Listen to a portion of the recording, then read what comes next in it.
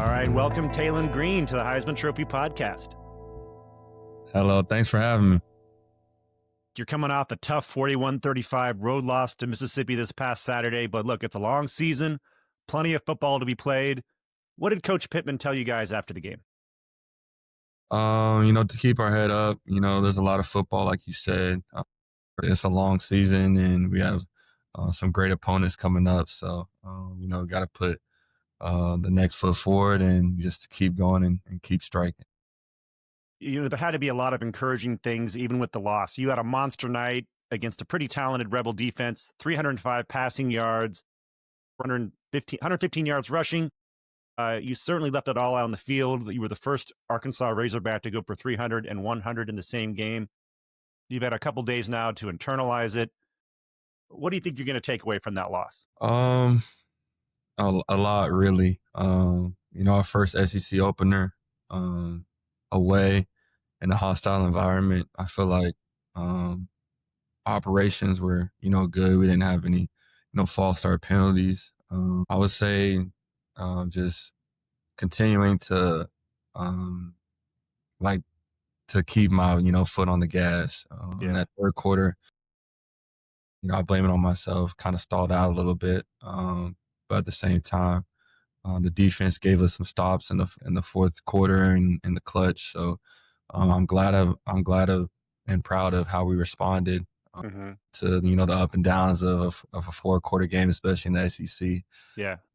But I liked how our team really stuck together in those times, especially after the game too. Yeah, it's got to be somewhat encouraging because you guys played against competition first couple weeks that maybe a little bit below the SEC level, but now you go up against SEC foe and you still see the offense thriving. That's got to be a little bit encouraging, right? It definitely is. Just gotta continue to stick to my rules, stick to the game plan, and just do my job and let my teammates do the rest, because we got really great playmakers with receivers and running backs, and got a great O-line. I don't think I got sacked last week when they're giving me time. So I'm definitely blessed to be a quarterback for University of Arkansas. You're in your second season, in Arkansas, second season with Bobby Petrino. We all saw what he's done previously with Lamar Jackson, a bunch of other quarterbacks. What is it about Coach Petrino, do you think, that makes him and his system so quarterback friendly? Is the system easy to learn? It takes a little bit of time. I wouldn't say easy, but it gets you ready for that next level, and that's why I like it. And I feel like the difference is, his standard. His standard is perfection. Whether it's on the practice field or meeting rooms or anywhere really. Whether it's eating, like he's all knows about our weights. Which we weigh in and stuff 2 times a week. What are we eating and how we drinking water and things like that. So everybody knows about his play con, which is he's a offensive mastermind, and just his ability to communicate what he demands and what he wants out of the quarterback's position really speaks volumes to me. And that's what I have, full trust and respect in Coach Petrino. Yeah, you mentioned him wanting you to weigh in. Did he have a target weight for you to be have a certain level of agility and all that kind of stuff? Yeah, he wanted me from 230 to 235 just to, to remain healthy, during the season and to, be able to deliver some blows too. Yeah, he was telling you to get ready to do a lot of running, I guess. Huh? Yeah, and got to do both. Yeah. When you arrived, was there an effort to adjust the system to your talents, or did you have to adjust your style more to what his system demanded? Really, I would say it's a little bit of both. I would say the biggest thing for me was just to adjust mentally to, his playbook and his what I have to read and what I have to,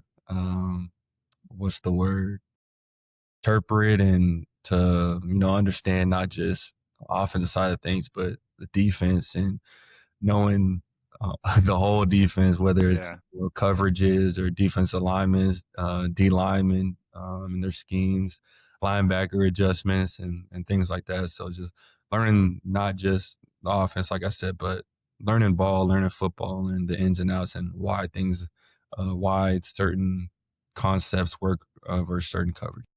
So do you think someone like Coach Petrino, who's been so successful with all these quarterbacks, do you think a lot of it is just that ability to communicate and make things clear what he's trying to get across, as opposed to maybe some other coaches out there who maybe aren't as successful? Do you think that's kind of what separates them? Yeah, I was saying another thing is like, of course he's a coach, but when we're in meeting rooms, it feels like he's a teacher and we're the student, and Hmm. each and every day, my notes are like this long, just learning each and every day, Yeah, something new, rather, and even he's on us on our footwork too, yeah. and just the demands, and if we're even wrong on footwork, we have gashers after practice. Wow. I guess that'll encourage you to get your footwork right, huh? Definitely, it gets us right. What's he like during a game? Is he intense, calm? He's definitely intense, but I really like that as a um, out of a offensive coordinator, Yeah, really aggressive, and that's what I like. yeah, But at the same time, in times of a 2 minute or um, he's calm too. He'll let's go Taylen, or let's go offense, let's yeah, execute and do what we do, and yeah. the rest will take care of itself. Yeah. That last drive against Ole Miss didn't work out like he planned, but what was he telling you before that drive as you prepared to try to go down and take the lead?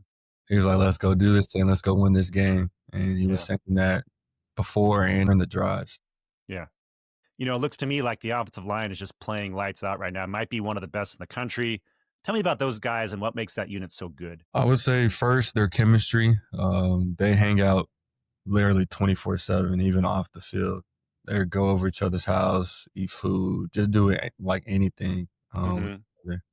And I'll say just their preparation and then how they care, Hmm. how they practice. Like they practice full speed every single play. They might mess up um, once or twice, but they're not going to repeat the same mistake.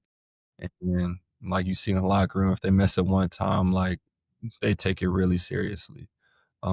So they take their craft like really serious, and I gotta have praise to Coach Mateos and the O line, um, the GAs, and the analysts that they get them boys prepared and dialed in. So they're looking good. Yeah, and they keep you from getting tackled too much That's too, as always a well. good thing. Yeah, yeah. You finished strong last season in the bowl game, and now you're carrying it over to this season. That's exactly what Lamar Jackson did when he emerged to win the Heisman back in 2016. It looks like you're really locked in. So when you decided to come back to Arkansas, what kind of goals did you set for yourself and for the team going into this year? Really high goals. Coach Pitt and Coach Petrino have a standard for me and believe in me, and I believe the same in myself, and that's why I love it. I love it here, and being coached by them, and my goals were high Heisman Trophy, SEC All American, first team All American,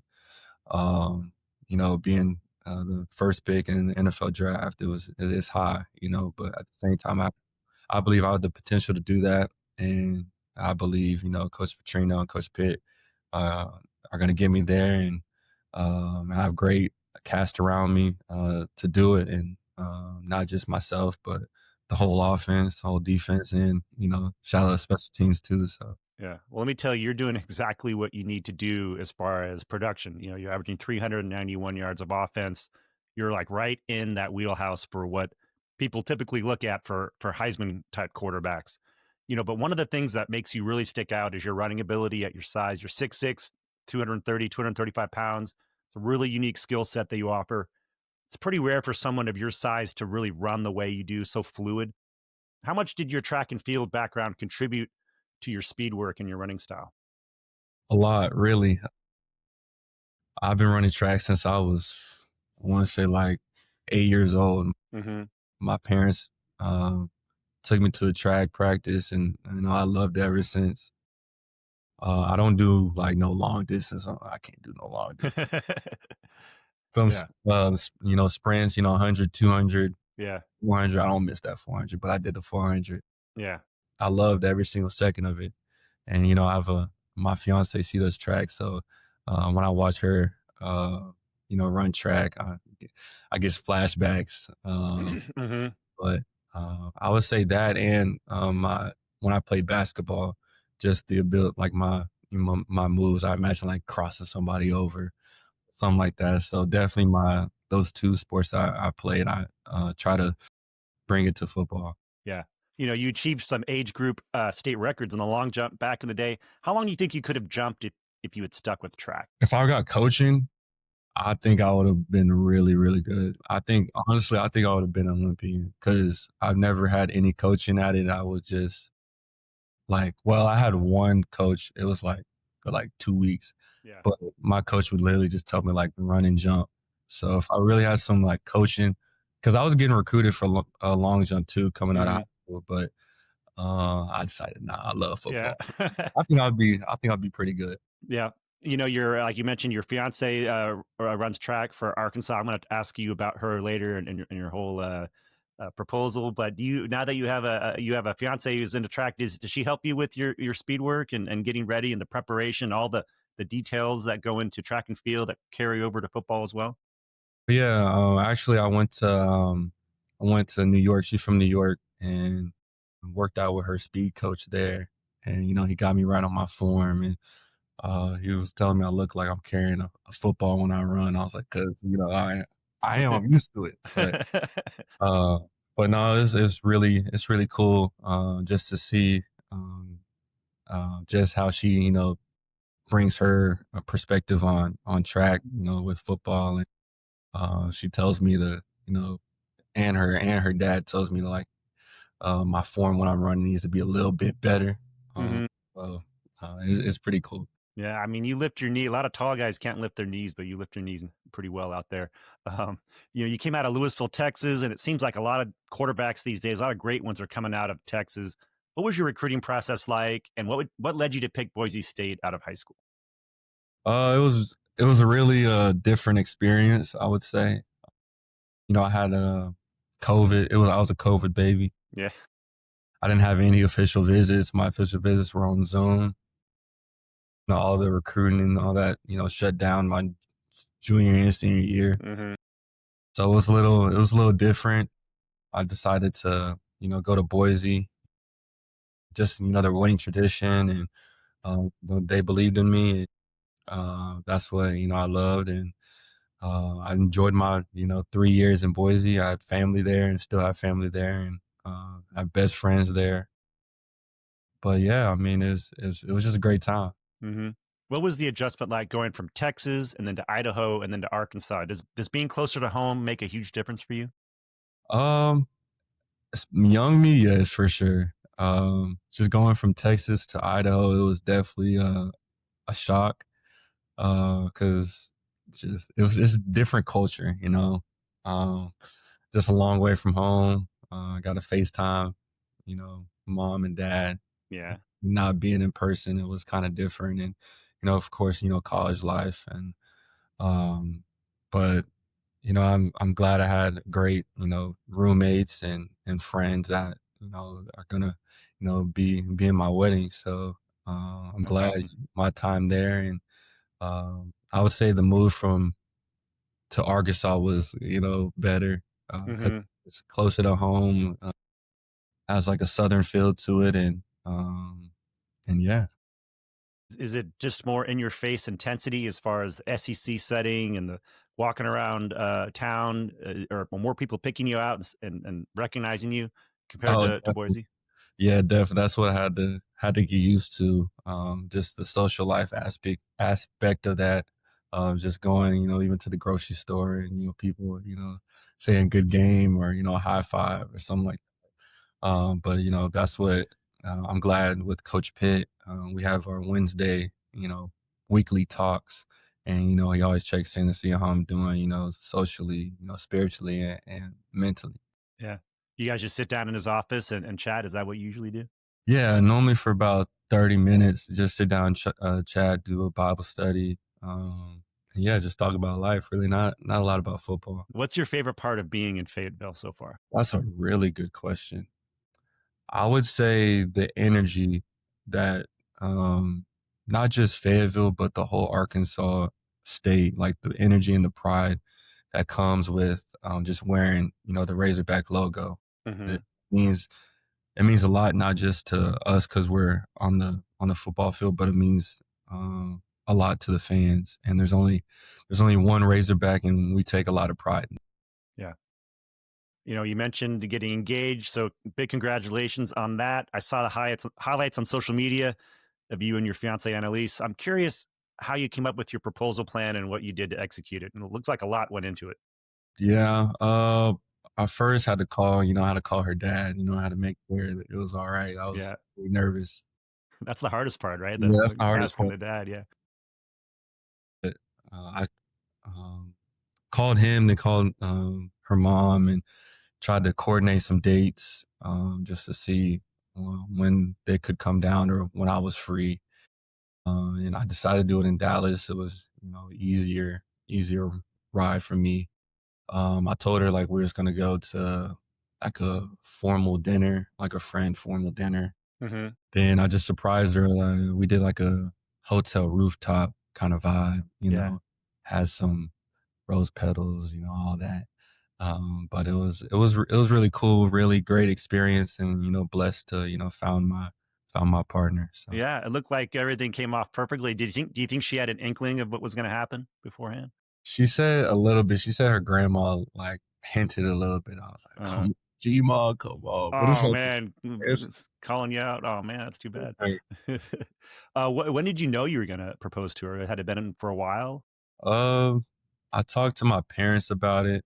Well, my parents told me about like the idea before I was like even I was thinking about it, but we had like a conversation, and they love her, Yeah. and that's the main piece.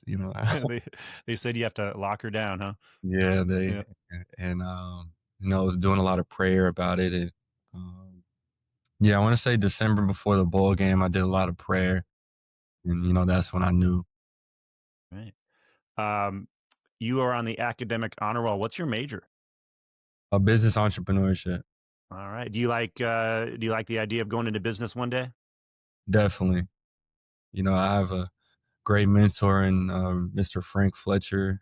He helps me in um, learning about stocks and investing and just the business world and um, just getting that experience. He's like in the Business Hall of Fame in Arkansas, and he made a lot of money, and he's given me insights on what he's learned and his success and also his failures too. So that's what I'm blessed to have a relationship with him and just learning from him and of course the professors too. Yeah, of course. What are some of the things that he's told you that really stuck with you about what to do, what not to do? um I would I would say just not being too scared to take risks. There's going to be high risk, but high reward. But also, you have to be smart about it. And Hmm. he told me like there's gonna be a lot of people, that come to me and want me to, invest in their Of course. certain businesses. But so you have to do your research, and you have to, uh, talk to him. Like he's like I can always talk to him about it, and talk to my family about it, and just just to be aware of that. Do you feel you're a natural risk taker, or something you have to learn or acquire that trait? Uh, I would say off the field, I have to learn that trade.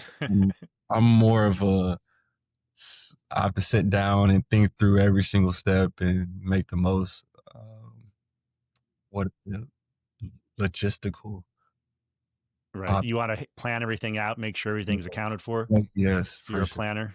Yeah.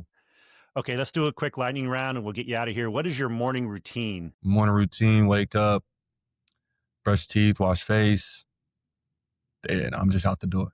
Yeah. Are you going right to, do you have like a place you go to get breakfast? Are you going right to training table, going to Right to the meetings? facility, we have 7 AM lifts, so I'm right there. When I normally eat here, normally have like a Rice Krispie treat or a protein bar or something just to get something in my body. Yeah. Do you have any superstitions before a game? No, not really. I just normally write like a Bible. I write a Bible verse on my left arm just to whatever God puts on my heart. Yeah. Do you have a favorite Bible verse? I would say 1 Corinthians 10:31. So whether you eat or drink, do it all for the glory of God. Are you an introvert or an extrovert? I don't know. I'm both. I'll Yeah. say I'm both. Yeah. Depends on the situation. Depends on the situation for sure. So when would you be an extrovert? Like at a party? Are you mixing it up? Or are you over at the wall? Or is it party? I'm at the wall. I'm at the wall. But it normally just depends, you know. Yeah. If you could have one superpower, what would it be? That's a really good question.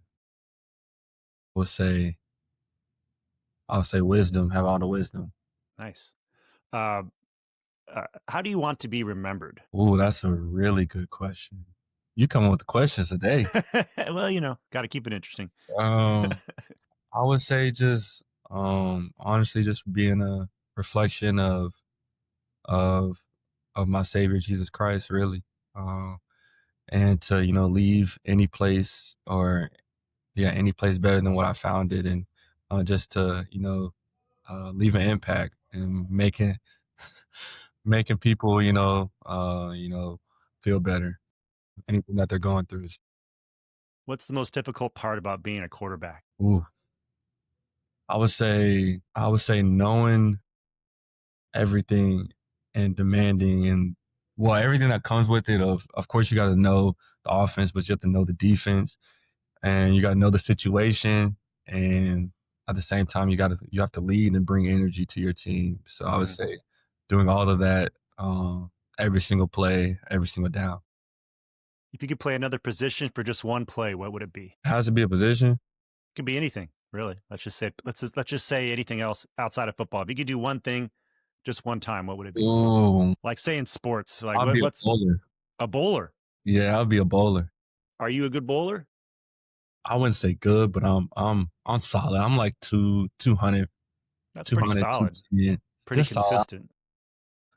I wouldn't say great. Mm-hmm. Are you a pretty competitive person? Yes. So you want to win in whatever you're doing, you're trying to compete with someone, right? Yes. What's a skill that you have that or something you're good at that people don't know you're good at? Hidden talents. Hidden talent. I would say give me a week and I can imitate somebody. Give me a week. Do you have any imitations that you've worked on or that you have down already that you could do you have like a Coach Petrino imitation or a Coach Pittman? You wouldn't do that, but you do have one, right? You have it available if you needed to pull it out.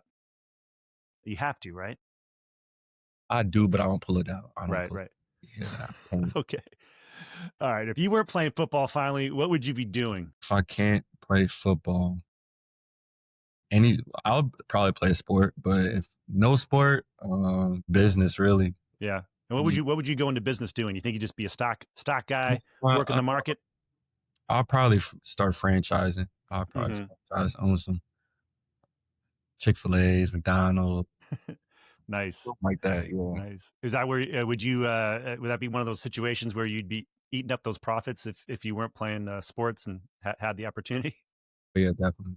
Yeah. Well, Taylen Green, thanks for sharing some time to talk with us on the Heisman Trophy Podcast. You're 2-1. You got Memphis coming up. Like your coach said, it's a long season. You're off to a great start, and keep doing what you're doing. And we're going to see you in New York come December. Yes, sir. Thank you.